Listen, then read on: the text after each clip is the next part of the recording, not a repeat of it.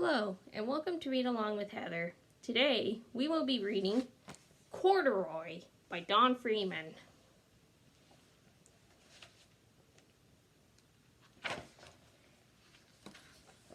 Corduroy is a bear who once lived in the toy department of a big store.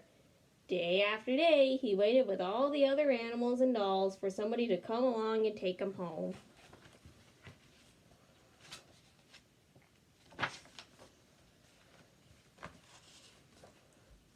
The store was always filled with shoppers buying all sorts of things, but no one ever seemed to want a small bear in green overalls. Then one morning, a little girl stopped and looked straight into Corduroy's bright eyes. "Oh, Mommy," she said, "look, there's the very bear I've always wanted." "Not today, dear," her mother sighed. "I spent too much already. Besides, he doesn't look new. He's lost the button to one of his shoulder straps."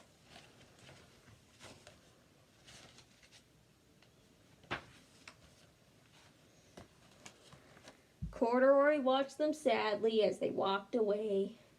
"I didn't know I'd lost a button," he said to himself. "Tonight I'll go and see if I can find it."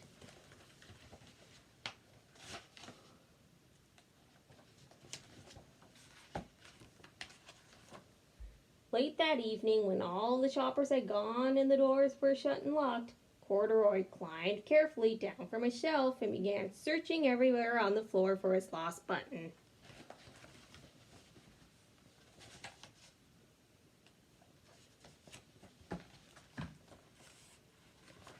Suddenly, he felt the floor moving under him. Quite by accident, he had stepped onto an escalator, and up he went. Could this be a mountain? He wondered. I think I've always wanted to climb a mountain.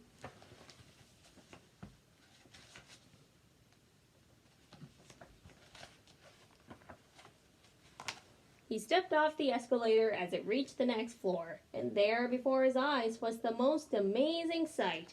Tables and chairs and lamps and sofas and rows of beds. "This must be a palace," Corduroy gasped.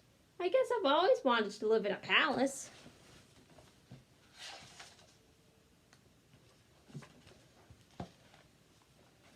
He wandered around, admiring the furniture. "This must be a bed," he said. "I've always wanted to sleep in a bed." And he crawled onto a large, thick mattress. All at once, he saw something small and round. "Why, here's my button," he cried, and he tried to pick it up, but like all the other buttons on the mattress, it was tied down tight.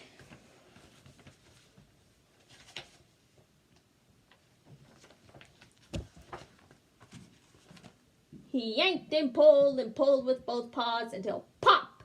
Off came the button, and off the mattress Corduroy toppled. Bang! Into a tall floor lamp. Over it fell with a crash.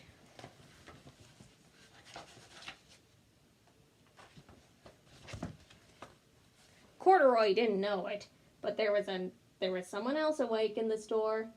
The night watchman was going his rounds on the floor above. When he heard the crash, he came dashing down the escalator. "Now who in the world did that?" he exclaimed. "Somebody must be hiding around here."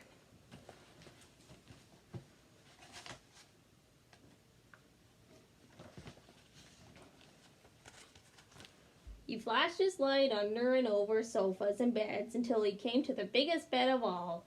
And there he saw two fuzzy brown ears sticking up from under the cover. "Hello," he said. "How did you get upstairs?"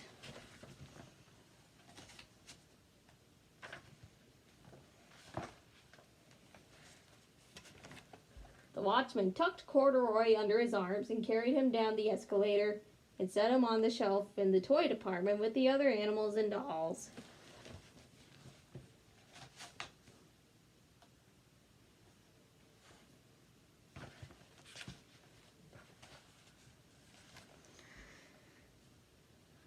Corduroy was just waking up when the first customer came into the store in the morning. And there, looking at him with a wide, warm smile, was the same little girl he'd seen only the day before. "I'm Lisa," she said, "and you're going to be my very own bear. Last night I counted what I've saved in my piggy bank, and my mother said I could bring you home."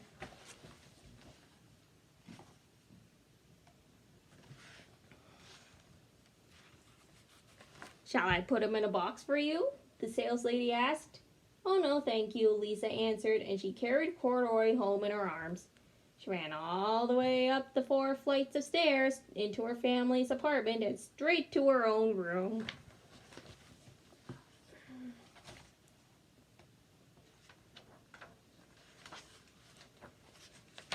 Corduroy blinked.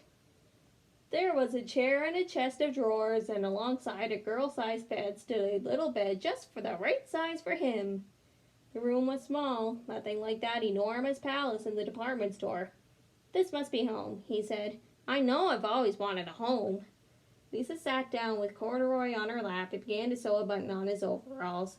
I like you the way you are, she said, but you'll be more comfortable with your shoulder strap fastened.